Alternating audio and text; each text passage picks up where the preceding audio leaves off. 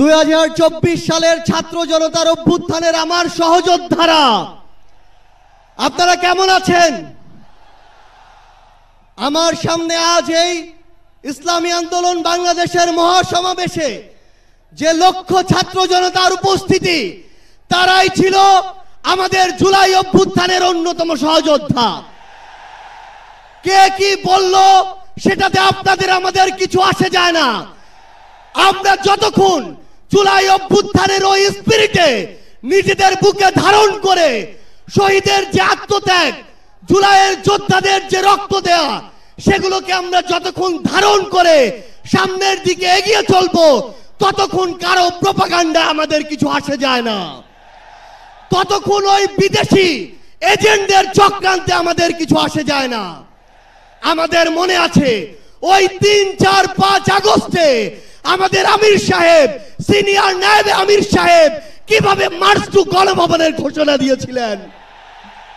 আমরা স্পষ্ট করে আপনাদেরকে একটা কথা বলি, এই 24 পরবর্তী বাংলাদেশে আমরা যারা অভ্যুত্থানের সহযোদ্ধা ছিলাম, আমরা যদি ঐক্যবদ্ধ থাকি, আগামীর বাংলাদেশে আর কোন ফ্যাসিস্ট কোন নামে কোন ব্যক্তিকে সামনে রেখে, কোন দলকে সামনে রেখে এই বাংলাদেশে দাঁড়াতে পারবে না।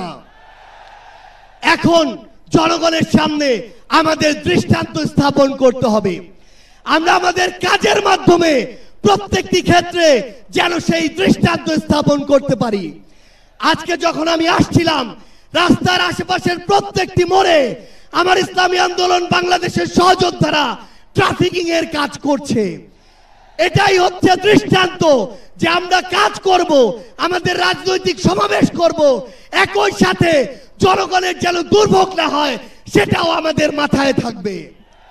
আমরা এর আগেও দেখেছি এই মাঠে প্রোগ্রাম হয়েছে, প্রোগ্রাম শেষ করে মাঠের প্রত্যেকটি ময়লাকে পরিষ্কার করা হয়েছে। এটাই হচ্ছে আগামীর বাংলাদেশের দৃষ্টান্ত যে আমাদের যারা সাময়িক যদি কোনো সমস্যা হয়, আমরা আবার ঐক্যবদ্ধভাবে সেই সমস্যার সমাধান করব।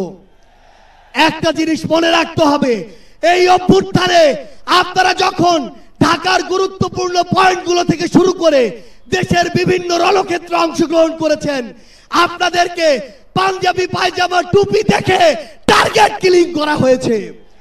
আমার মাদ্রাসার অসংখ্য ভাই এই টার্গেট কিলিং এর শিকার হয়েছেন। আগামীর বাংলাদেশে কেউ যেন কাউকে ট্যাগিং করে টার্গেট কিলিং এর শিকার না করতে পারে, সে বিষয়ে আমাদের ঐক্যবদ্ধ থাকতে হবে। আমরা সংস্কার বিচারকে সামনে রেখে আমাদের এই লড়াই করছি। আপনারা পিআর এর কথা বলেছেন, এই যে পিআর, আগামীর বাংলাদেশের সংসদে আমরা যদি আসলেই জনগণের প্রতিনিধিত্ব চাই, তাহলে আগামীতে এই পিআর নিয়ে আমাদের আরো জোরে সোরে ভাবতে হবে। আমরা আপনাদেরকে স্পষ্ট করে আমাদের জাতীয় নাগরিক পার্টি এনসিপির পক্ষ থেকে অঙ্গীকার করি, বাংলাদেশের প্রশ্নে, জনগণের প্রশ্নে আপনারা যদি ঐক্যবদ্ধ থাকেন, আপনাদের সাথে কাঁধে কাঁধ মিলিয়ে 24-এর মতো এনসিপি আবারও আগামীর বাংলাদেশে লড়াই করবে। আমাদের এই বাংলাদেশের 24-এর অভ্যুত্থানের স্পিরিটের প্রশ্নে, ওই খুনিদের বিচারের প্রশ্নে, রাষ্ট্রের সংস্কারের প্রশ্নে আমরা ঐক্যবদ্ধভাবে এগিয়ে যাব। আমরা যতদিন ঐক্যবদ্ধ থাকব, ততদিন এই বাংলাদেশে আর কোনো হাসিনা মাথা উঁচু করে দাঁড়াতে পারবে না। ইনশাআল্লাহ আপনাদের সাথে আমাদের আবারও দেখা হবে রাজপথের লড়াইয়ে অথবা বিজয়ে। ততদিন পর্যন্ত সত্যের সাথে থাকবেন, ন্যায়ের সাথে থাকবেন। যত বড় খুনি, যত বড় সাহসী, যত বড় নেতাই ফ্যাসিস্ট হয়ে ওঠার চেষ্টা করুক না কেন, আমরা ঐক্যবদ্ধভাবে তাদেরকে প্রতিহত করব ইনশাআল্লাহ। ইনকিলাব জিন্দাবাদ।